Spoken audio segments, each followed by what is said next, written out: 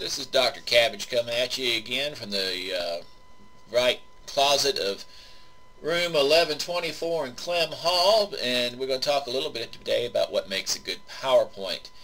A lot of people have different ideas, and I posted the 10 tips of making a good PowerPoint. And what I'd like for you to do is to introduce yourself using a PowerPoint and a movie video, and this to be downloaded into probably a discussion thread, so that we can each look at each other's videos and that kind of thing as far as this online class goes.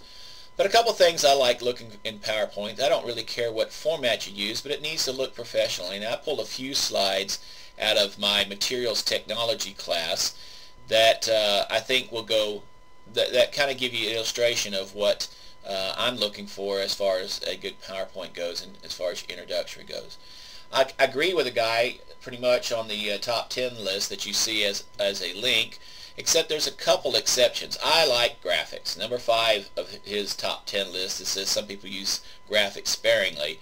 Me, I personally like using graphics, and the more graphics, the more color, the more photographs, the more pizzazz. I think it makes for an interesting presentation, as long as the graphics themselves are targeted for what you're doing. Here, let me give you a couple examples of what I'm talking about. On this slide here, you can see this is talking about in a materials class about. I gave you a title to start out with, and this one's talking about the modulus elasticity. Notice the illustration here. The illustration here in the modulus elasticity shows shows what we're talking about. And then on the side, I like this format, and I use it quite a bit, where we have different talking points outlined on the left-hand side of the slide with a specific illustration on the right-hand side.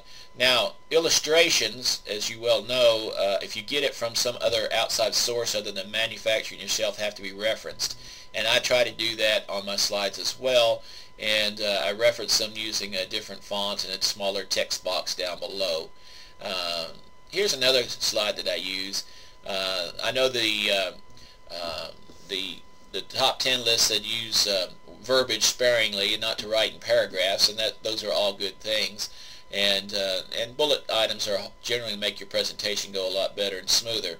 But in this case, notice I do define certain terms, and I do that because in this class I use these terms, on tests and such like that, and I use these slides as a review session. But notice the pretty colors. Notice that I've got it referenced over here, and sometimes in the top here I'll take and put some kind of emphasis statement or that kind of thing. And of course, here is the title of the slide in this format. You can use any format you want. In the top 10, they talk about how a lighter background with dark letters makes it show out a little bit better, and you do have to coordinate your colors and letters. Notice how I use blue here and a little different color letter here to emphasize the actual term and then the definition elsewhere. Here's another type of slide that I use from time to time when I want to get a little creative. Notice the background of the forest, and here this slide is talking about wood and wood manufacturing. But again, notice that the red wording here really looks good behind the green background. The blue tends to fade out a little bit, but this was the best color that I could come up with, and then the white really looks good against that background. So, and I like using backgrounds in some slides and such to kind of emphasize the point and make the lectures a little bit more interesting. Here's another slide I use in that same format. Again, in this case, I'm talking to the pictures and talking to the depletion zone in this case, and talking about how these things go together. Has no real bulleted items, and if a student or wanted to take notes on the slide or on a notepad or something like that, they could.